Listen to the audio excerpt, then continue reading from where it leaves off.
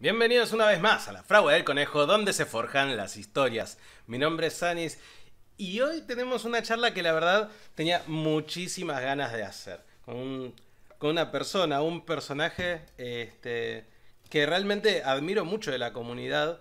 Cuando lo encontré por primera vez en TikTok, dije, opa, este muchacho sabe algo.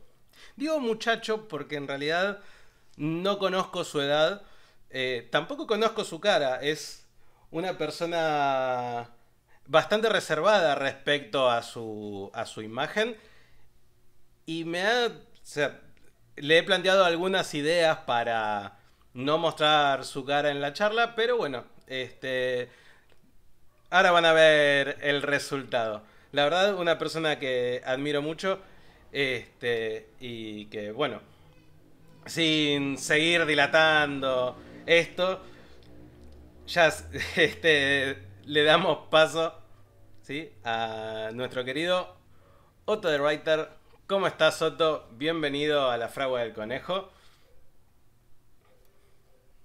Hola, hola, ¿estás muteado por las dudas? Hola, hola. ¿Seguís muteado? Nunca vamos a empezar. Nunca vamos a empezar una charla sin que algo vaya fuera de su sitio. Este. Otto.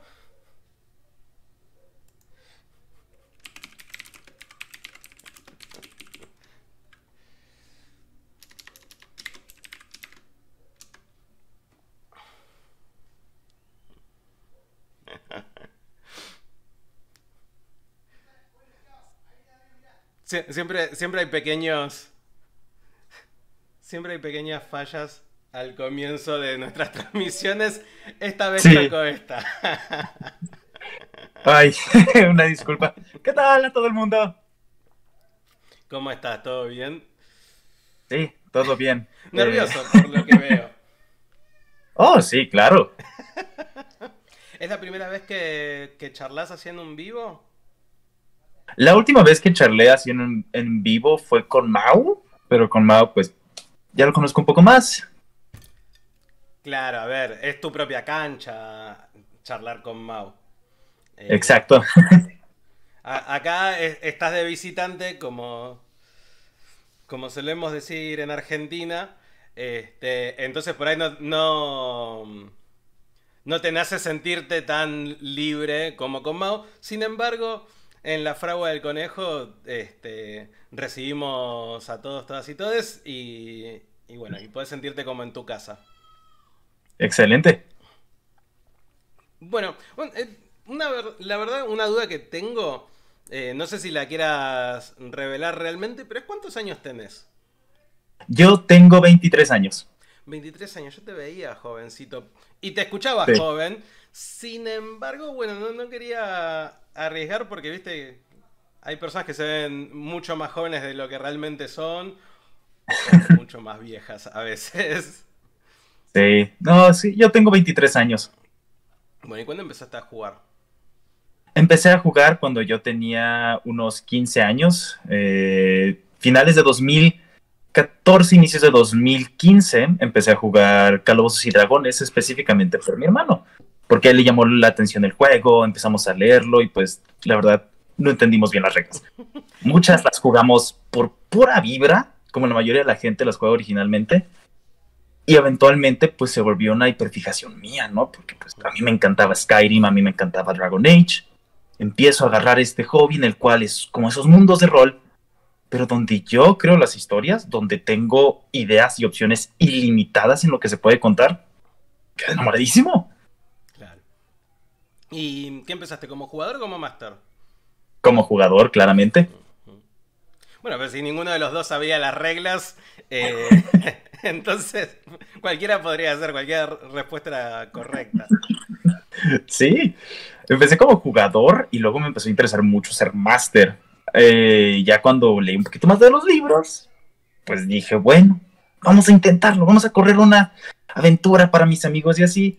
Y terminé teniendo una mesa de 8 personas todos completamente novatos, con un Game Master que no sabía lo que estaba haciendo. Fue un desastre y fue sumamente divertida.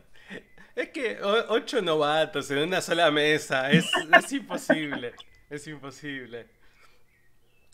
Sí, Ahora, pero no improbable. no, no. Me imagino. O sea, he jugado esas mesas de 8 10 personas, pero yo creo que ya a mi edad, creo que más de 4 ya me resulta difícil. Y 6 Sí, es mi límite total. De ahí no subo. sí, sí, te entiendo. Ahorita la mesa más grande que estoy corriendo también es de 8, pero ya todos conocen el juego y son personas sumamente respetuosas. Y es en persona, así que es mucho más fácil correrla. Claro, claro. Bueno, es bastante distinto, ¿sí? Jugar una partida online que presencial. ¿Cuál crees vos o cuáles son las diferencias que notaste vos? Uy, las diferencias más grandes que he notado son las siguientes. Número uno, comunicación. En una mesa presencial tú puedes alejarte un poco del resto del grupo y tener una plática uno con alguien sin realmente interrumpir eso y que sea bastante fluida.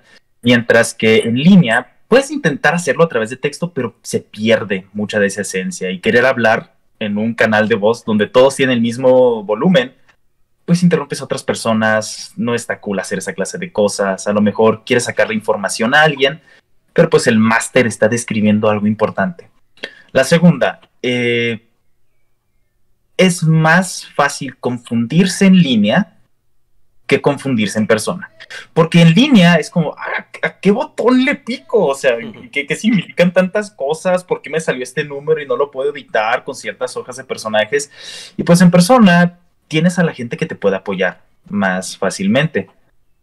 Y lo tercero, Dios mío, es más fácil saber si alguien tiró bien o tiró mal, por lo mismo que el número aparece ahí automáticamente calculado. Eso es creo lo más maravilloso de jugar en línea. Sí, sí. Más cuando son novatos, ¿no? Sí, Porque no saben bien a qué sumarle, a qué restarle. Eh, pero a mí me pasaba con una mesa en la que jugaba que ya el propio jugador tenía sus cálculos hechos ahí en la mesa en una hojita, tiraba el dado, sumaba, restaba, listo, chao, 23, le pego o no le pego. Y, así es. y bueno, empezaste a jugar hace 7 años, jugás desde los 15, ¿y qué te trajo a crear contenido? Lo que me trajo a crear contenido fue básicamente el que no había mucho contenido que no fuera de Calabozos y Dragones, porque pues, tengo la fama en TikTok de que soy el sujeto al que no le gusta Calabozos y Dragones. Pero eso tiene que ver porque me cansé mucho después de casi jugarlo exclusivamente, pues uno se cansa del mismo sabor. Y viendo que en inglés hay un montón de contenido súper diverso de juegos de rol, de distintos sistemas, y ver que aquí en canales de habla hispana casi no hay, pues dije, yo quiero ver esa clase de contenido. Y mi pareja me incitó mucho a que lo hiciera, a que me aventara. Y pues lo decidí hacer. Y ya llevo desde inicios del año trabajando en eso. ¿Ya veías otros creadores de contenido antes de empezar? Sí, seguía a varios creadores de contenido, GM Jordan, Sim4, muchos de ellos eran creadores en inglés, porque, como digo, en español había tanto de D&D que no veo a nadie que realmente me atrape como para quedarme y aprender más, cosas que ya sé. Claro, claro. No, y lamentablemente creo que dentro de la creación del contenido estamos todavía en ese pozo inicial de tener que crear sobre D&D para poder llegar al público masivo y a medida que, o sea, se vaya llegando a más público van a ir apareciendo expresiones como la tuya que salen un poco de D&D o como calidades que se va a Pathfinder o Rol en Casa que habla más desde el lado de Tulu y desde la narrativa en general. Pero si no está este piso de D&D, creo que no se podría lograr llegar hasta otro tipo de contenidos. Porque, no sé, siento que D&D es caminar dentro de los juegos de rol. Sí, y fíjate que voy a agarrarme mucho de lo que acabas de decir porque está muy interesante. Esto es específicamente en lo que es el mainstream, ¿no? Porque los nichos, si vas a una tienda de hobby, ya vas a ver gente jugando otros juegos que no son D&D, pero son gente que lleva 20, 30 años en el hobby. Muchas de las personas que están en TikTok pues son jóvenes de mi edad o más chicos, los cuales apenas están entrándole. Sí, hoy en día es una buena forma de atraer gente hacia el hobby, pero también puede llegar a ser una trampa en la que solo se quedan en esa parte. Claro, más teniendo en cuenta de que los libros son caros, son bastante extensos de leer, tienen mucho jugo para exprimir, sinceramente. Entonces, hay como cierta... ¿cómo decirle? Hay cierta comodidad y confort en quedarte en D&D y no salir de ahí. Porque ya Sí, el mismo libro te permite eso. Sin embargo, o sea, para todos aquellos aventureros que tengan alma, ¿no? Para la aventura, hay un montón de peces en el río. sí, más de los que uno se imagina, incluso peces chiquitos que son maravillosos. Si tuviera que decir un juego de rol, tu preferido total de todos, ¿cuál crees que sea? ¿Y por qué? Híjole, me estás pidiendo que escoja a mi hijo favorito. Es muy difícil, pero puedo irme por géneros, que se me hace más sencillo irme por A géneros. ver, Horror, Mothership. Mothership es de los mejores juegos de horror que me ha tocado probar y el sistema, ok. una maravilla. Aventura estilo fantasía, Pathfinder, porque me encanta lo robusto y modular que puede ser. Y ciencia ficción en general, Dead in Space, me gusta mucho. Así que, por el momento, voy a decir que esos son de los que recientemente he jugado, con los que me quedaría. Ok, ok. No, no te querés arriesgar, no querés decir cuál es el que los gobierna a todos. No, no, no, no, no, no. Eso solamente causa problemas. Bueno, pero igual está bien, como que en cada uno de los géneros tenés tu puerto.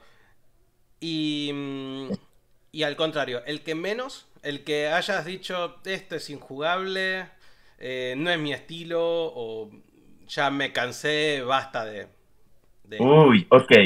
Cosas que de plano creo que son injugables, tengo dos muy específicos en mente. A ver. El tan famoso Fatal, el cual es Mm, probablemente una de las cosas más desagradables que me ha tocado leer en mi vida, sí. e intentar comprenderlo fue una tarea herculeana. No tiene sentido el estúpido sistema. Y el segundo es un caso particularmente interesante, porque tiene mucho que ver con el supremacismo blanco dentro de los juegos de rol, especialmente dentro de lo que es Europa y Estados Unidos, que se llama Rowaha, Racial Holy War. Fue un libro escrito durante los tempranos 2000, tardíos 90, en el cual es exactamente lo que suena. Fue una herramienta utilizada por grupos supremacistas blancos, los cuales querían indoctrinar a niños que estaban interesados en calabozos y dragones y juegos de rol. Ni siquiera tiene un sistema cuando lo analizas. Creo que esos han sido genuinamente los peores dos juegos que he leído. Es, es terrible, onda. Sí, Es nefasto que... igual, a ver, también desde su concepción los juegos de rol han tenido diferentes réplicas de discursos de odio, discursos raciales o misóginos que sumamente reprobables. Pero creo que con el tiempo los juegos se fueron amoldando a la época, al pensamiento de la época. D&D, sí. más allá de su concepción racista, está un poco más ayornado a la realidad que tenemos hoy en día. Sí, a toda la diversidad de pensamiento, de expresión y de culturas. Válgame. Porque incluso aún hay juegos que tienen esos problemas. No te voy a mentir. Uno que se me viene así, de jalón a la mente, es de Modifius, el juego de Conan. A mí me encanta Conan el Bárbaro, Mm, me encantan las historias originales, pero no puedo negar muchos de los aspectos problemáticos que estos tienen, y se ve reflejado muchísimo en el juego de rol, mm. específicamente con los pigmeos, que en Conan son salvajes, que van y destruyen civilizaciones, y Robert E. Howard los representa como nativoamericanos, Claro. y ahí es donde hay un problema, ¿no?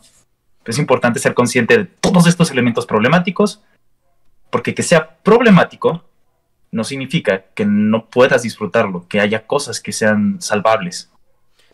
después como máster podés decidir si tomás eso o no, o si lo modificás según tu propio criterio. Sí, sí, exacto. Caer y perpetuarlos es lo peligroso.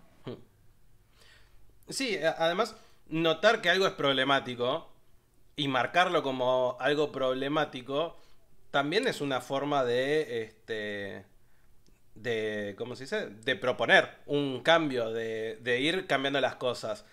Eh, Ujú. no sé, no pueden ser, esta raza no puede solamente ser de guerreros estúpidos. Tienen que Sí, poder exacto. proponer. Esta raza no pueden ser solos malos. Este país no tiene sentido que sea así. Después cada máster lo va a ir problematizando y lo va a ir adaptando a su mesa de juego y es una forma de romper un poco el círculo, ¿no? Sí, de hecho, siempre que se habla de esta clase de temas, pienso mucho, ¿qué quiere decir la raza? ¿Qué quiere decir el que sea caótico malvado? Mm. ¿Qué quiere decir sobre los estilos de vida, por ejemplo, orcos? Vamos a irnos, porque es el ejemplo más divertido de hablar. Sí, sí, sí. Caóticos malvados. Viven de forma tribal. Son brutos sin inteligencia y tienen características físicas, las cuales fueron utilizadas previamente para describir de manera despectiva a los mongoles. ¿Qué quiere decir que los hagan caóticos malvados sobre la gente que vive de manera tribal? ¿Qué quiere decir que los hagan caóticos malvados sobre los mongoles y que les pongan menos inteligencia? Todo eso tiene un propósito de discurso, consciente o inconscientemente, y analizarlo para poder de verdad desglosarlo y entender qué se queda y qué se va siempre va a ser crucial para el mundo del rol. A ver, y la misma comunidad va limpiando esos discursos y exigiéndoles de manera más efectiva o menos efectiva que esos discursos cambian. Sí, que sean completamente alejados de quiénes somos, quién está haciendo la comunidad, porque no es una sola comunidad, son múltiples comunidades. Claro. Y lo importante es tener una la cual sea consciente y sea segura. Que sea segura. Vos tenés tu propia comunidad de Discord. ¿Sí? ¿Cómo haces para velar por la seguridad de las 200, 300, 500, 1000, 50.000 personas que hay en tu comunidad? Uy. Moderación y más importante aún, promover. Moderamos mucho el contenido que viene, las personas que vienen, y nos ha tocado más bien banear a un par de personas que claramente no son actores de buena fe. Hmm. Gente que viene con nombres muy específicos, con imágenes muy específicas y con discursos de un tipo silencioso. A eso se le suele llamar silbatos de perro. Y una vez que sabes cómo suena un silbato de perro, no lo dejas pasar. Y lo segundo es promoviendo que no se tenga esa clase de discursos, que se tenga cuidado, o sea, con las sensibilidades de las otras personas, que tengamos tantita empatía básica de respetar identidades no binarias, de respetar a la neurodivergencia, de respetar a las creencias distintas sin caer en la paradoja de la intolerancia. Hmm. Claro, porque, a ver, lo estoy pensando, mientras hablabas veía un usuario que apenas se unió a mi servidor, lo bloqueé, que era un tipo que tenía una esvástica. O sea, no Sí, se puede charlar exacto. nada ahí. O sea, tu imagen de perfil es una esvástica, no podemos charlar nada, absolutamente nada. Y el Ujú. nombre era también, y el nombre del usuario ya también era bastante, este, bastante, se notaba más o menos por dónde pensaba. Entonces dije, bueno, ya Uf, está. No hay nada que ¿para qué discutir con esta molestas? persona. Ni la hora del día hay que darles, la verdad. Uf. Hasta que conozco, hasta que conozco más allá de la mano de Otto. Jaja, saludos. Bueno, Ah, sí.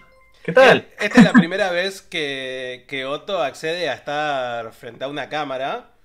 Este, Y bueno, le agradezco mucho el gesto porque la verdad que así es mucho más, o sea, creo que se puede dar una conversación un poco más dinámica. Si tocaba hablar con una mano, íbamos a hablar con una mano. No te preocupes, todavía podemos hacerlo. Me muevo y listo. Aquí aplico mis años de titiritero para platicar. ¿Fuiste titiritero o solo lo dijiste de chiste? Oh, no, me encantaba usar títeres de niño. Así que me encantaba 31 minutos en general. Fuera del rol, ¿cuáles son tus hobbies? ¿Tenés? Uy, claro que sí. Afuera del rol me encanta pintar. Pinto específicamente miniaturas porque soy un gran jugador de Wargames, Warhammer, Bolt Action, cosas por el estilo. Eh, Maquetas y dioramas. Me encanta hacer terreno. Me encanta todo lo que tiene que ver con manualidades. Y ¿qué otra cosa llamaría mi hobby? Videojuegos. Me gusta mucho jugar videojuegos. ¿Algún género en particular? Uy, género en particular. Como te darás cuenta, me encantan los juegos de RPG. Dragon Age, los Fallouts originales, Baldur's Gate, Divinity Original Sin. Me gustan mucho. O sea, juegos de rol y profundizar en todos sus alrededores, ¿no? En wargames, en dioramas, en el pintado de miniaturas, hacer que esas miniaturas se muevan por un espacio en un videojuego. Está bien, Sí, me encanta, me encanta. creo que tengo una pequeña hiperfijación. Uf, pero sí, esos son. Esos son, está bien. No, yo lo decía porque ahora que lo pienso, es raro que pregunte esto, pero siempre me queda como, ¿pero qué les gustan además del rol? Porque, a ver, somos roleros, pero tenemos otros intereses, ¿no? Sí, Hay algo claro. más allá de la faceta rolera que tenemos cada uno. Sí, por ejemplo, también yo estoy muy metido en todo lo que es el tema de la educación, porque pues es mi profesión. Soy maestro y soy tutor, Maestro y así que tutor, para mí es muy importante. Ajá. de alguna materia en particular. Sí, inglés, francés y alemán. Ah, también políglota entonces. Sí.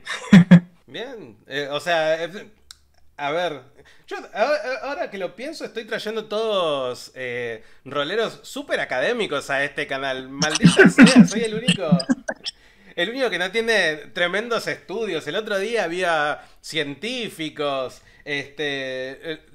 publicistas, profesores. Maldita sea. Bueno, Ay, también dicen que no hace falta necesariamente ser el mejor, sino rodearse con los mejores de tu área y de cada área posible. Así que me alegra mucho que estés acá. te agradezco a ti Este, mucho la invitación. que te iba a decir algo. Claro. Dentro de la creación de contenido vos haces algo muy particular, ¿no? O sea, no hablas de juegos en específico, o sí hablas de juegos en específico, pero contando reseñas, pero vas más por el lado también de explicarle a los jugadores cómo entender el rol, ¿no? Cómo interpretar Ah, sí. ciertas cosas del rol. ¿Algún consejo que tengas para jugadores que recién estén empezando acá? Jugadores que recién están empezando acá, no le tengas miedo a fallar. Y no solamente me refiero a una tirada. No le tengas miedo a fallar la historia que estás contando. No le tengas miedo a fallar el meterte en personaje. No le tengas miedo a fallar el qué estoy haciendo en esta situación. El fallo es lo que le da drama a la historia y del fallo todos aprendemos. Nadie le atinó a la primera. Y entre más falles, mejor te haces. Lo importante no es nomás fallar. Es reconocer por qué fallaste. Y de ahí mejorar. Claro, poder analizar en el error el camino a que la próxima vez te salga bien. Exactamente. Y para un narrador novato que todavía no se animó a dirigir su primer partida y que está escribiendo. No le tengas miedo también al fallo, pero para ti es distinto. Equivócate en las reglas. Neta, el sistema es importante, pero más importante es la diversión de tu mesa. Se te olvidó un detalle. Oigan, chicos, ¿alguien se acuerda cómo se llama él? ¿No? ¿Nadie? Bueno, ahora se llama Pepito. Chicos, ¿recuerdan lo que estaban haciendo la sesión pasada? ¿No? Bueno, yo tengo la idea de que estaban haciendo eso, vamos a volver a hacer eso. No somos perfectos, no eres una máquina. Incluso Matt Mercer tiene gente que toma notas que no son los jugadores. Todos los masters tenemos ese momento en el que se nos olvidan las cosas. Vas a estar bien, confía en mí. Bueno, ya que lo nombraste a Matt Mercer, que está invitado acá, pero no podrá pasar nunca porque no sé hablar lo suficientemente inglés como para poder tener una conversación fluida.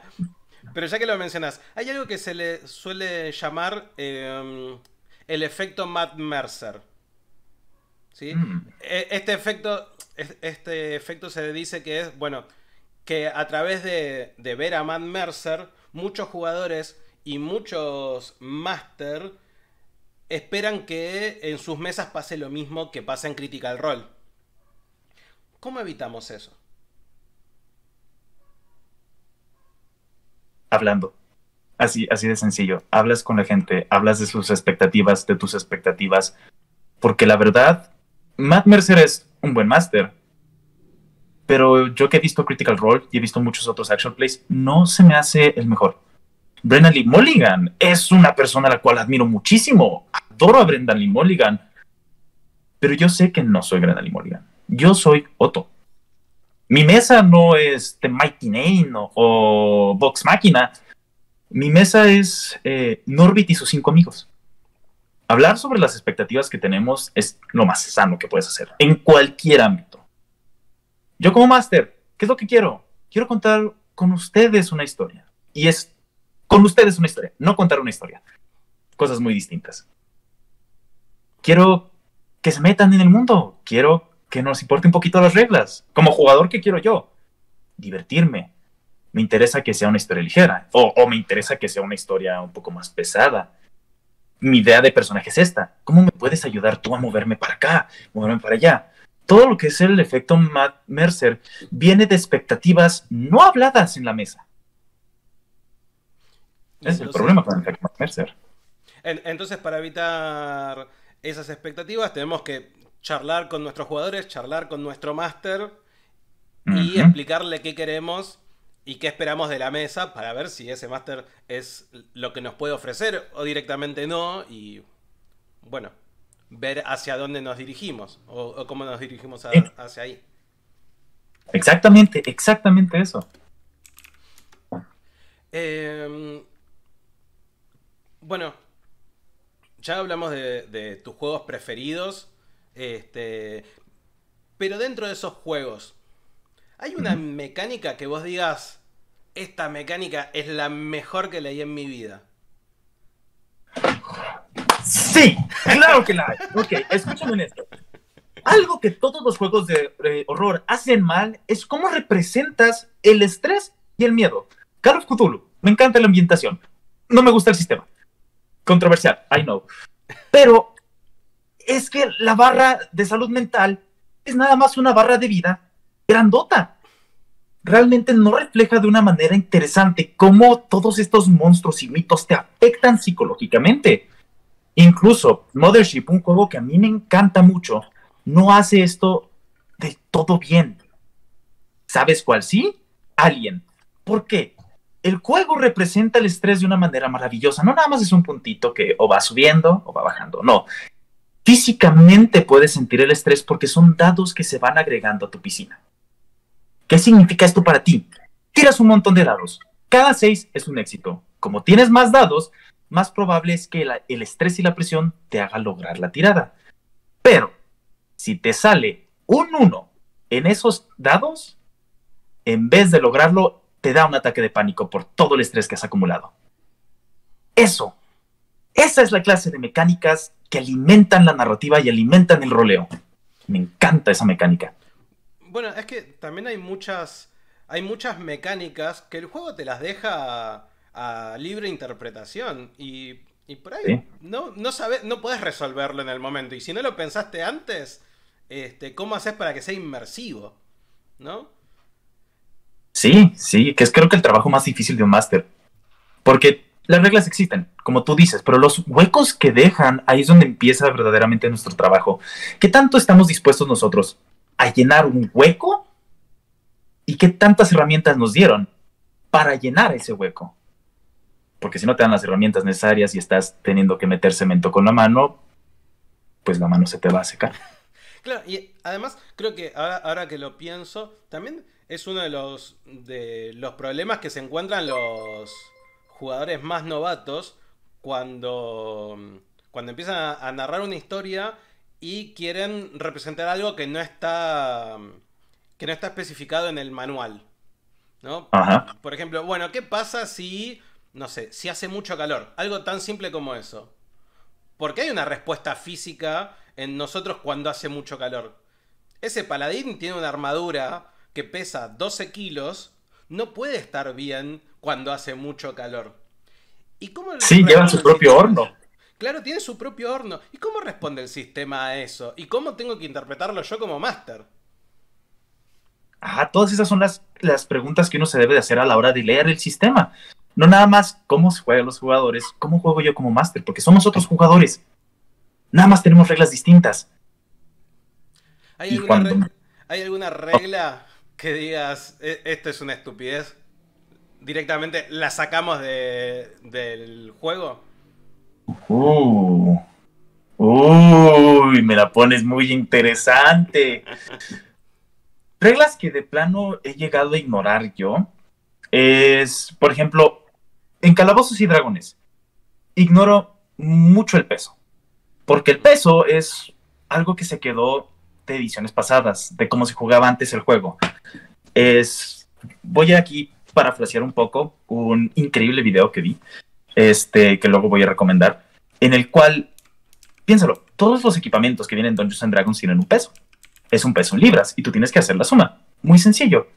Casi nadie lo hace. ¿Por qué? Porque mucho de ese equipamiento ya no es relevante. Mucho de ese equipamiento viene de la época en la cual Dungeons and Dragons era un dungeon crawler. Y ahora la forma en la que el juego está siendo promocionado, la forma en la que la cultura general lo juega, no lo juega como un dungeon crawler. Lo juega como uno de aventuras, de exploración, en donde tener todas estas herramientas es más situacional que necesario. Solo ignorar el peso en quinta edición por eso mismo. Bueno, yo, por ejemplo, ignoro todo lo que tenga que ver con alineamientos. Limitaciones de Ujú. alineamiento, solamente puede Sí, ser caótico o malvado. Me chupo un huevo. Este es bueno. Justo este que está acá, es buenísimo. Es el más legal bueno que existe. sí, sí es cierto, porque también el alineamiento se ha vuelto súper irrelevante. Y el único momento en el que lo he visto mencionado es en Pathfinder para ciertos daños y resistencias, ni siquiera como prerequisitos. Y siento que el alineamiento ha sido terriblemente explicado, pero eso es otro tema. Creo que Yo creo que si seguimos una línea de los juegos de rol en su concepción, el tipo de mecánicas que tenía y estaban pensados para, bueno, la forma más directa y efectiva de explicar esto que tengo en mi cabeza. Bueno, es esta. Y a medida que se fue complejizando el juego de rol, porque los jugadores, al haber más jugadores, también te exigen que el juego sea más complejo y que abarque más cosas, ahí algunas mecánicas empezaron a quedar obsoletas. La, Completamente. el alineamiento es una mecánica que está totalmente fuera, fuera de época, de correlación con nada, por lo menos. No, sí. Y además de eso, piénsalo, muchos de estos juegos estaban basados, nacieron, válgame, de Wargames, como una modificación de Chainmail, donde el alineamiento prácticamente significaba a qué clase de ejércitos podías unirte, cómo podías hacer alianzas. Es algo que hasta la fecha vemos en Wargames. Pero muchas de estas mecánicas, todo lo que es el combate táctico, viene de ese origen. Y muchos juegos todavía no se desenlazan de eso porque es divertido. Pero sí, poco a poco vemos más juegos narrativos, más juegos que ni siquiera necesitan miniaturas, que se deshacen de las medidas exactas y utilizan zonas. Se van volviendo obsoletas, arcaicas, unas reliquias. La mecánica de zonas a mí me encanta. La de Fate, por lo menos, ¿no? Sí. Estás en una zona y ¿hasta dónde me puedo mover? Hasta el final de la zona. Y si corro, dos zonas en vez de una. Me parece una mecánica súper interesante y mucho más inmersiva que 25 pies, 30 pies, tantos Y metros. ajá, y todavía utilizamos la medida imperial. Nadie, excepto Estados Unidos, usa la medida imperial. Sí, sí, sí. Y no me vengan a decir, no, bueno, porque en esa época se usaban las medidas imperial, porque D&D no tiene correlación con ninguna época de nuestro mundo. Ajá. No Y quien diga lo existe. contrario, tiene algo ahí medio shady, ¿eh? Tiene otras intenciones muy desagradables. Es un juego de fantasía. Claro, claro. Y podríamos inventar directamente nuestra propia medida, como hacen muchos mundos de fantasía, no sé,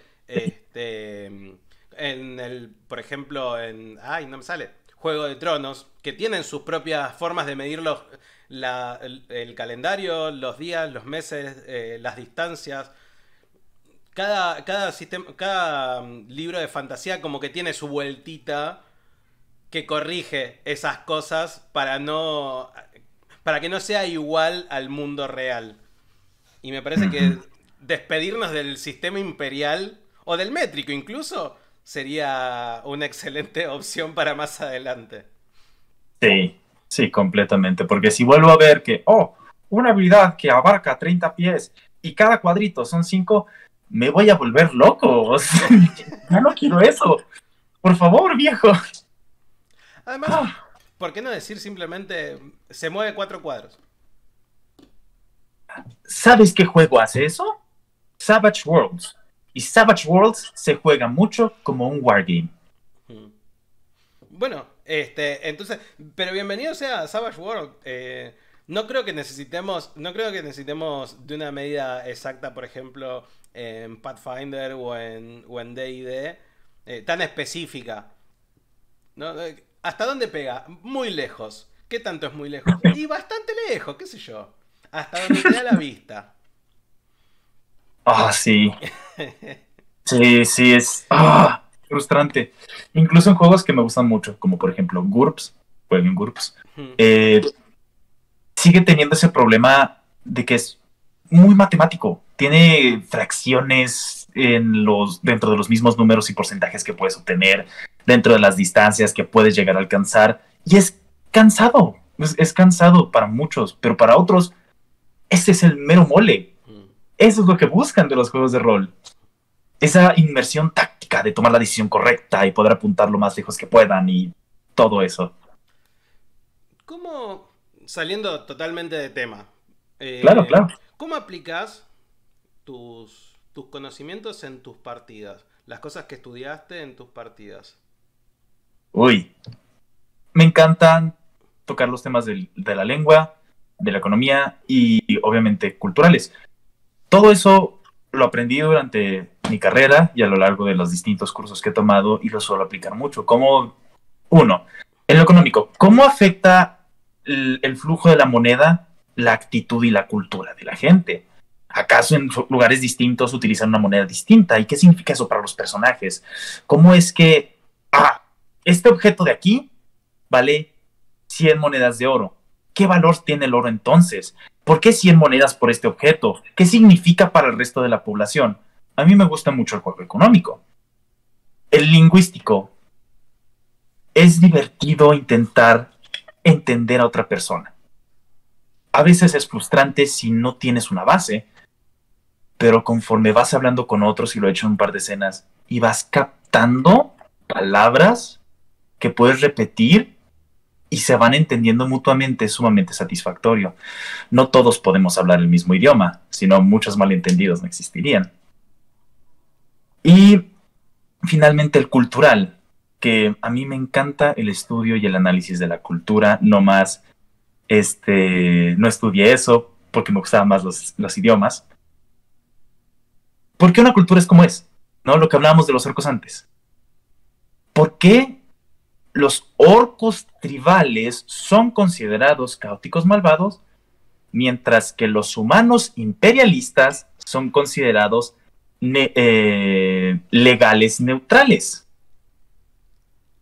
¿Y de dónde sale que ellos son los legales neutrales? Me gusta mucho explorar eso. Y lo pongo mucho en el frente de mis partidas. Entonces entiendo que también en tus partidas hay un componente moral y un componente que hace mucho énfasis en la cultura de cada región a la que visitan. Sí, bastante. Bastante. Que es una de las razones por las que me encanta mucho Pathfinder. Tiene el mundo de Pathfinder como es, tiene una riqueza cultural tan interesante, tan diversa, y como tienes distintas ancestrías que puedes agarrar y jugar, puedes entender más a fondo por qué funcionan así. Caótico Malvado en Pathfinder, y eso es algo que me gusta mucho, y la razón por la que dije el alineamiento está mal explicado, no es porque sean ni caóticos ni malvados, sino porque es un tipo de energía que suelen dar al universo. Las fuerzas que ellos alimentan con ciertas de sus acciones suelen tomar esas acciones y volverse más fuertes, pero no son malas personas, no son pura destrucción y caos, tienen sus estructuras familiares. Las bandas de orcos que te topas en Pathfinder son familias, y eso, cuando tú lo sabes como jugador, ya no los ves nada más como monstruos, los ves como una unidad familiar que está trabajando para sobrevivir en un mundo sumamente hostil a ellos. Y ahí cae en ti. ¿Quieres matar a una familia? ¿O quieres salvar tu vida? Bueno, acá J dice algo que es importantísimo. Dice, grita, ¿qué mierda es legal? Y además, yo agrego, ¿legal para quién? ¡Exacto! ¿Legal para quién? ¿Para ellos mismos? ¿Su propia definición de la moral? ¿Cómo es que un grupo de humanoides imperialistas, que el imperialismo es una cosa terrible, se llama a sí mismo legal? Porque no rompen ninguna de sus propias leyes cuando están violando acuerdos con otras personas, desacrando tierras, destruyendo culturas enteras. ¿Cómo es eso legal? ¿Cómo es eso neutro? ¿Cómo es eso bueno? Exactamente. Es como, de repente me dice este señor paladín viene a quemar mi aldea porque nosotros en nuestra cultura practicamos ciertas brujerías o ciertas cosas. ¿Y qué se mete él? Si es mi tierra, yo hago lo que quiero, es mi pueblo. Ajá, Mirá si me vas exacto. a venir a decir vos qué puedo practicar y qué no puedo practicar en mis propias tierras. ¿Cómo vas a venir y colonizarme? Claro, bueno, totalmente. Y ya que estamos hablando de colonización, eh, ¿hay algo de la cultura mexicana que agregues a tus historias? Sí, completamente. Algo que suelo agregar mucho es, uno, la dinámica familiar, y dos, la exploración de cómo no es solamente una cuestión de colonizar cuando vienen imperialistas, colonizadores, sino una cuestión de genocidio cultural, que es algo que pasó mucho aquí en México. No nada más fue la muerte de los pueblos nativos, sino la muerte de su cultura, la erradicación consciente y constante. Y como, volviendo al ejemplo de los orcos, quizás no mataste a la familia, pero ahora está llegando una fuerza los cuales van a tomar sus costumbres, sus tradiciones, su forma de vida, y no nada más les van a decir tu forma de vivir es errado y malo, sino que la mía es la correcta. Y lo que tú eres, lo que tu familia y tus generaciones han hecho, no se merece existir. Claro. Y es un pensamiento tan cabrón, disculpen mi francés, tan pesado. Quieren borrarte de la existencia, quieren borrar tu historia. Y como se darán cuenta, los colonizadores e imperialistas en mis historias siempre son los malos por una razón.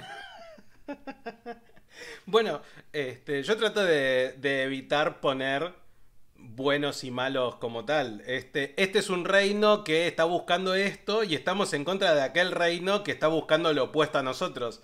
Y nos peleamos. Si lo pones en términos de buenos y malos, matás un montón de la historia. Sí. Y le quitas muchas ramas, ¿no? Es muy lineal decir, nosotros somos buenos y tenemos que hacer esto, ustedes son malos, si no hacen lo que nosotros queremos, entonces están mal. Uy, de hecho, voy a agarrarme lo que estás diciendo porque es muy interesante el punto que pones. Muchas veces en las historias de rol y muchos sistemas, incluyendo los que más me gustan, la violencia es un elemento central. Piénsalo. ¿Cuántas veces no son los aventureros que van e imponen su voluntad a través de actos violentos, mostrando que la fuerza hace lo correcto? Y muchos de los encuentros más aburridos que me ha tocado a lo largo de mi vida en el rol han sido eso. La fuerza hace lo correcto. Y de los más interesantes es donde la fuerza no te va a ganar nada. Donde el conflicto ideológico no es nada más, yo estoy más potente, me la pelas. Sino ok, quizás me mates a mí, pero no estás matando mis ideas. Y esta gente que cree que yo estoy en lo correcto va a seguir existiendo. De hecho, esto es algo... A ver, esto es medio falopa, pero seguime en esta idea porque por ahí encuentres ¿Sí? algo interesante. Yo pienso que Claro, los claro. juegos de rol, o la mayoría de los mainstream, están tomados desde una posición heroica desde el punto de vista de Estados Unidos. ¿Sí? Es el héroe americano, ¿no?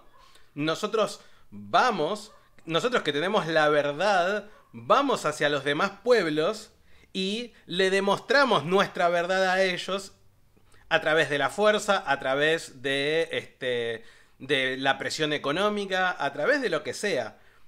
Pero nosotros somos los portadores de la verdad, la moral y de todo lo bueno. Eso, mi amigo, es la visión imperialista. Exactamente eso.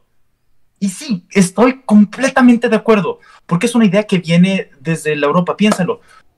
Son aventureros que van y se meten a calabozos, los cuales están retacados de sus propios habitantes. No muertos, criaturas y demás. Vienen, invaden, matan, saquean, se van. Actualmente, Calabozos y Dragones, Pathfinder y muchos otros van por la misma idea. Estos son héroes, los cuales, por ser humanoides pensantes, entre comillas, o no malvados, pueden ir a un lugar, destruirlo, matar a sus habitantes, tomar sus riquezas e irse. Y es muy frustrante eso. Es muy, muy frustrante. Porque cuando ves la historia del mundo, es la forma en la que muchas naciones europeas pensaban.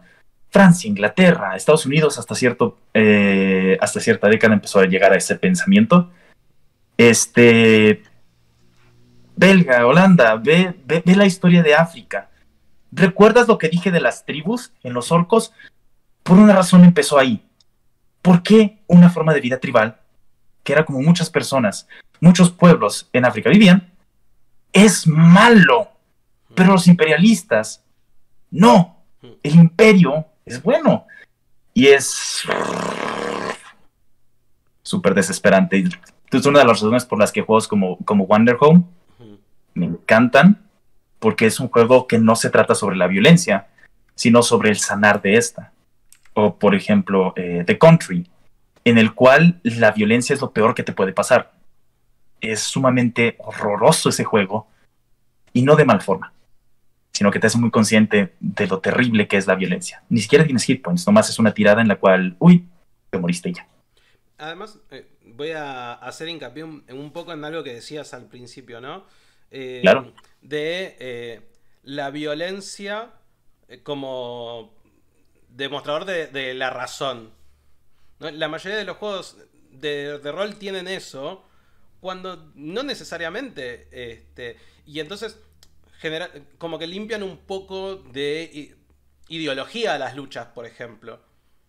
Porque ya no es simplemente luchar por la razón, porque nosotros tenemos la razón, pero detrás de la otra parte no hay motivaciones, no hay pensamientos, es simplemente luchar para dominar. ¿No? Los Sí. enemigos nos dominan y son los malos, nosotros somos los buenos y los sometemos. No hay un... Mi pensamiento es ¿no? Nosotros creemos que el dios papa quiere que cultivemos el campo, ¿no? Siempre es un objetivo malísimo, ¿no? Quiere destruir todo.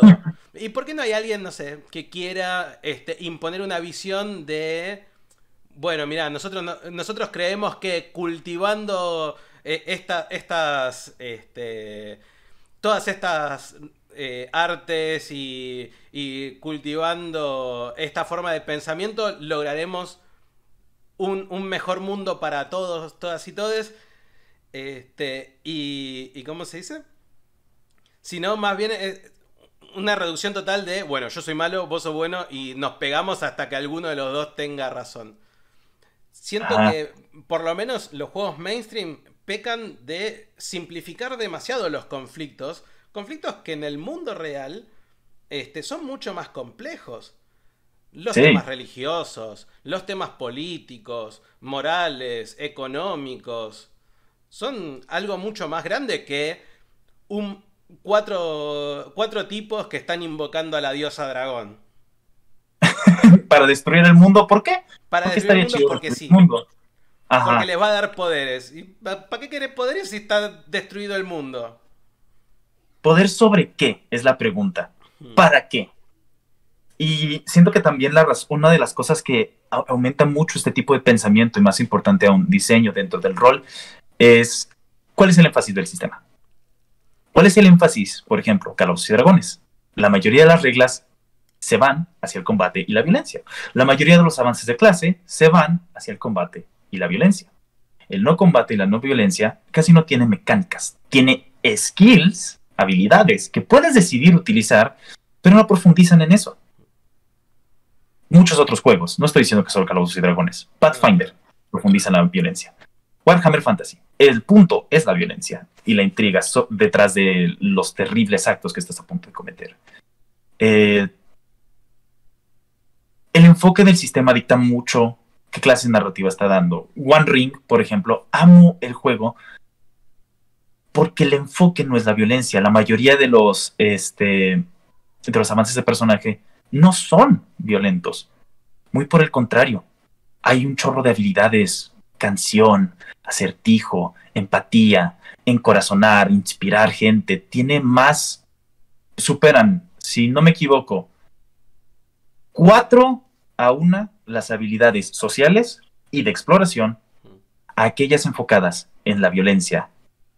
El sistema de violencia de combate en The One Ring es súper corto, súper sencillo, porque no le interesa hacer un juego violento. Pero ve las mecánicas de exploración, ve las mecánicas para crear leyendas, ve las mecánicas para tener un consejo donde te introduces con alguien, hablas y sacas una plática. El enfoque del sistema afecta mucho la clase narrativa que está haciendo. One Ring me encanta por eso. Wonder Home me encanta porque es únicamente sobre sanar. Hay muchos juegos indie que hacen específicamente esto. We Hunt es sobre ser un montón de fantasmitas que están asustando gente en una casa y en el proceso aceptando el hecho de que están muertos, que ya no van a volver. Bueno, Más. Disculpa. no, no, digo que hay un montón más de ese estilo, ¿no? Honey Heist, Sí. somos osos y queremos miel. Nada más. Honey Heist. Somos osos y queremos Sí. miel. Listo. No hay otra vuelta. No hay un misterio, no hay ninguna clase de heroísmo. O bueno, Ujú. incluso Hora de Aventura, el sistemita de no solo rol de Hora de Aventura, también es súper divertido. Es, vamos a salir de aventuras, pero la forma en la que están planteadas las aventuras las aventuras que jugamos, tiene que ver más con un grupo de chicos que empiezan a contarse cosas.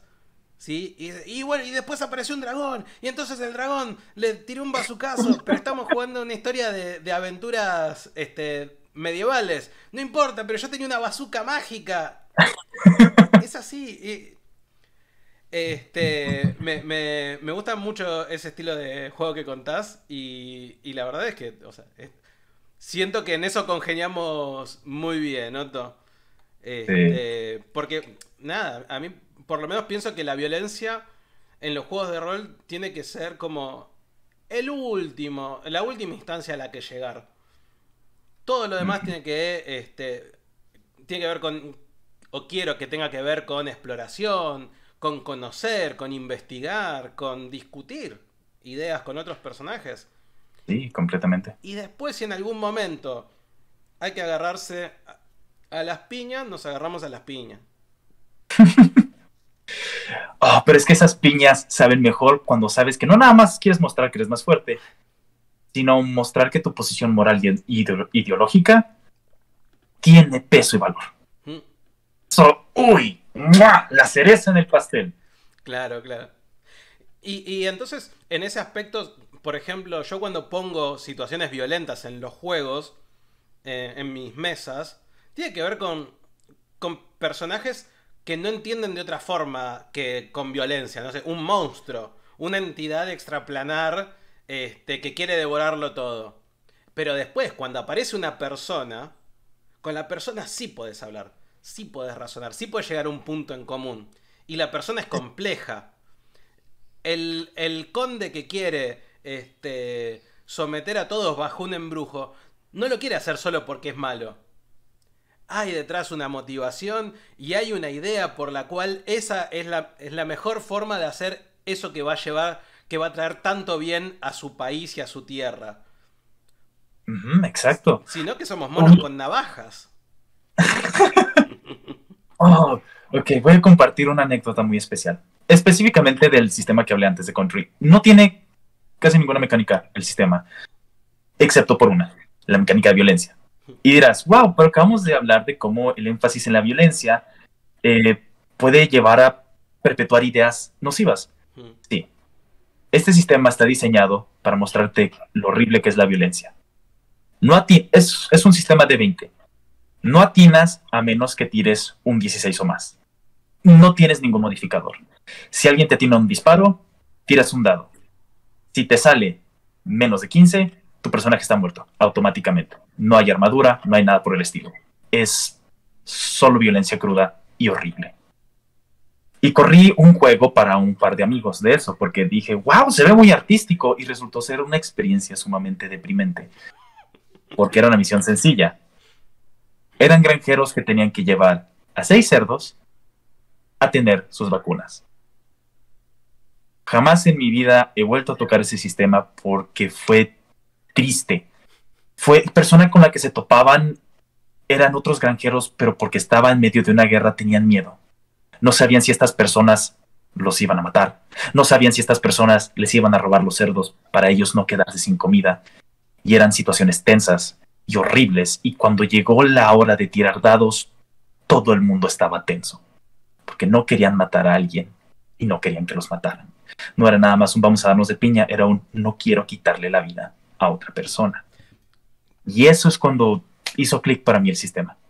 Este es un sistema sobre lo horrible que es la violencia, no sobre lo divertida que lo es. Claro, claro. Es que además yo siempre le propongo a mis jugadores que piensen esto, ¿no? O Uh -huh. sea, ¿realmente este conflicto nos va a llevar a matar a una persona? ¿Así como así? ¿Vos toda tu vida estuviste cultivando tu mente y tu espíritu para que al primer conflicto lo resuelvas con un hachazo? Ajá, exacto. Ah, Y aquí es donde te pongo ya a ti algo interesante. ¿Qué haces cuando tienes a un jugador que activamente busca eh, actuar en la violencia, actuar con base en la violencia? yo busco generalmente, primero busco un ángulo moral, ¿no? Por el cual él podría sentirse en contra de usar la violencia. Un ejemplo básico. En una de las últimas partidas que dirigí, ellos tenían que ir a pelear contra un Dark Knight, que es como un liche, pero caballero, ¿no?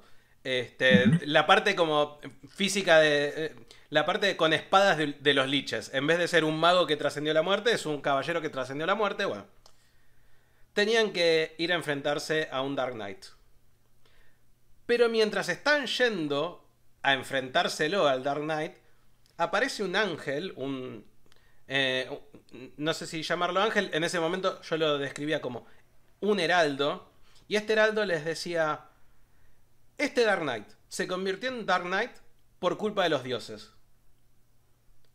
Los dioses los mandaron a ustedes a pelear contra él, pero no es su problema. Entonces, ¿ustedes quieren ir a pelear contra él? ¿O tienen que bajar los dioses y hacerse cargo de su problema? Y ahí los tipos se quedaron pensando y dijeron, claro, nosotros nos vamos a meter en una pelea de proporciones cósmicas, porque es un Dark Knight, no es una jodita. Es uno de los, o sea, uno de los enemigos más poderosos que te puedes enfrentar para salvar que un dios se mandó una cagada. Ah, no. Y ahí empezaron las discusiones, que llegaron hasta la pelea final. Incluso con el Dark Knight invocando huestes de esqueletos, estaban diciendo, pero posta que estamos haciendo esto. ¿En serio nos sirve hacer esto? O sea, claramente nos sirve porque el Dark Knight está consumiendo, matando gente alrededor de nosotros. Pero posta nos estamos metiendo, intercediendo por los dioses cuando son los dioses los que tienen que venir a resolver este asunto por sí mismos. Y fue un combate moral mucho más rico que la batalla en sí. Porque la batalla, a ver, siempre se resuelve más o menos de la misma forma. Yo tiro muchos Sí. dados y te hago muchos daños. Vos tirás muchos dados, me haces muchos daños. El primero que hace daños suficientes como para matar al otro, gana. Pero acá se agregaba ese componente de... Yo tampoco estoy tan de acuerdo con estos dioses. A ver, ¿qué dioses? Que venga este dios a decirme a mí que yo me tengo que arriesgar la vida por él en la cagada que se mandó él.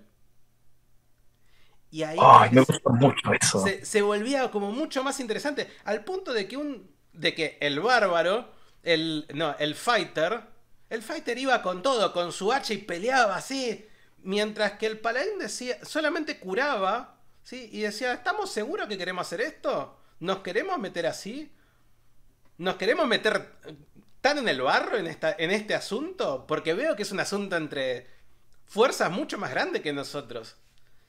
Y entonces el monje pegaba para defenderse, pero si no lo atacaban directamente no intercedía. Y entonces el druida como que trataba de contener la situación para llevar a la discusión hacia algún lugar. Y así se iba girando la batalla. Una batalla que, a ver, se resolvió en reales 3 turnos o 4, pero que charlando se tardó toda la sesión prácticamente.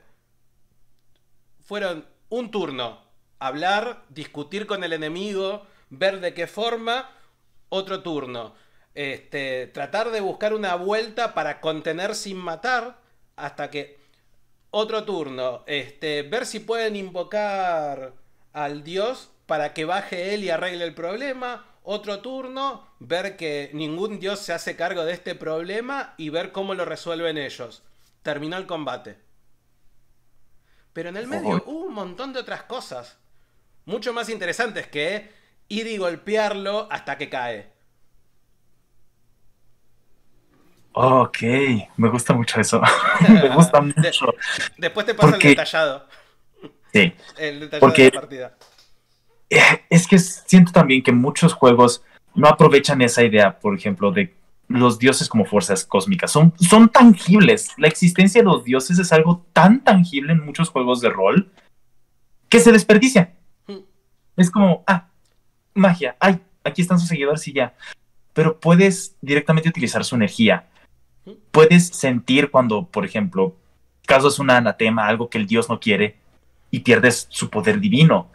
Y siento que muchos juegos no exploran esa dinámica, el qué significa seguir un dios, el qué significa que una deidad sea algo tangible, físicamente, una realidad material, y la relación de abuso de poder que existe entre estas deidades, seres más elevados que nosotros, y los seres materiales.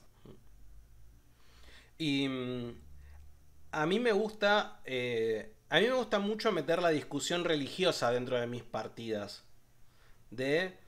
A ver, por lo menos acá desde la visión latinoamericana, ¿sí?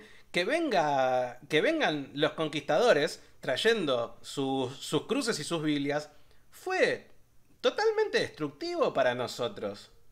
¿Y por qué no lo Sí. sería para esta gente que además de tener sus cruces y sus Biblias, tienen poderes? Lanzan rayos y fuegos. La Virgen María sí le salta de la Biblia. Claro, o sea, imagínate, ¿no? Si viene acá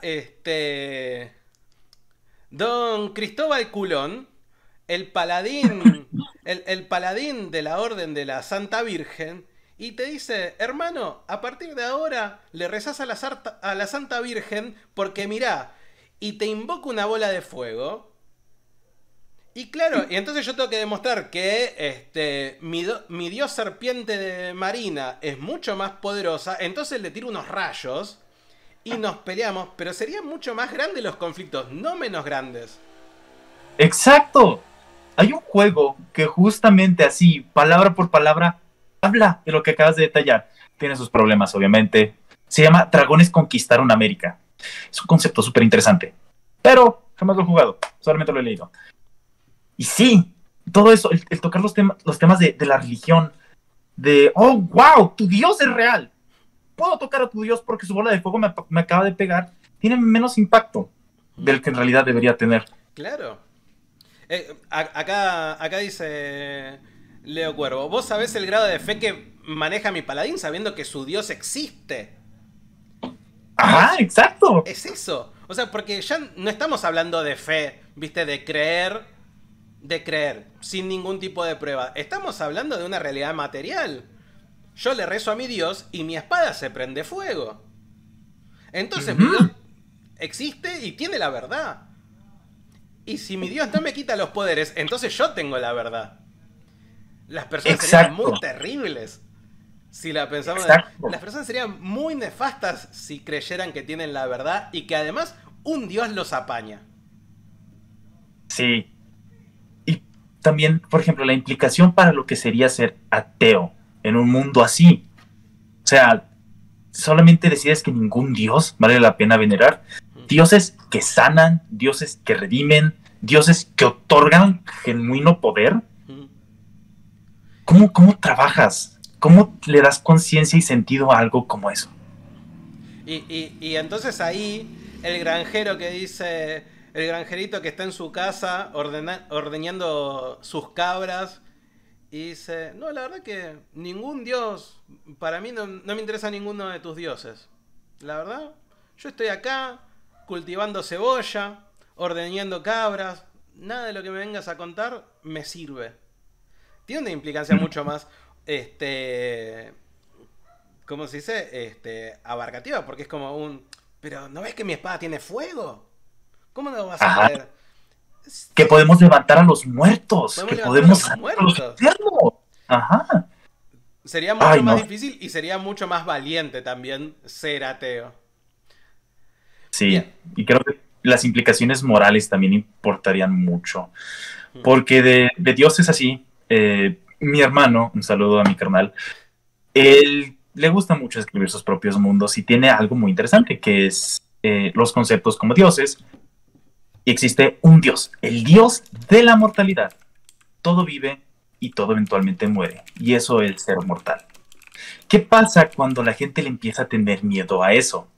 A lo que todo tiene que terminar. Pasa de ser este dios de la mortalidad del ciclo natural de la vida al dios de la muerte. Todo tiene que terminar. Pasa de ser un concepto positivo a un concepto negativo. ¿Por qué no vemos más eso en otros juegos de rol? En Pathfinder tienen a la Mashtu, que es la madre de todos los monstruos. Sí, permite que vengan criaturas terribles al mundo, pero también es una diosa que apoya a todos ellos olvidados por la sociedad, aquellos marginados y desamparados. ¿Es una diosa malvada porque permite el acceso a los monstruos? ¿O es una diosa buena porque ayuda a aquellos que todo el mundo ha olvidado? Claro. En ese aspecto yo pensaba en un dios que... En los dioses de una partida que tenía, que eran también bastante abstractos, y uno era el dios de los valientes, y principalmente le otorgaba fuerzas a aquellos que luchaban solos por su causa.